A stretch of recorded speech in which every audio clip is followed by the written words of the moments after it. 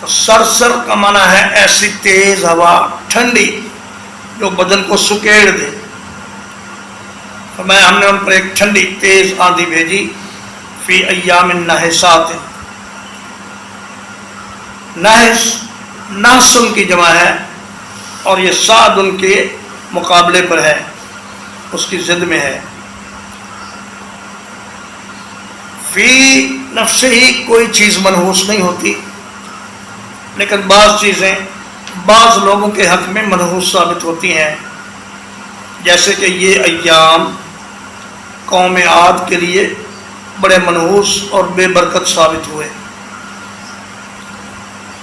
فرمایا ہم نے دنیا کا عذاب چکھایا اور ابھی آخرت کا عذاب باقی ہے، اور وہ زیادہ ذلیل کرنے والا، اس لیے کہ وہ ساری مخلوق کے سامنے ہوگا، اور وہ بڑا سخت عذاب ہوگا، اور وہ عذاب کبھی ختم نہیں ہوگا۔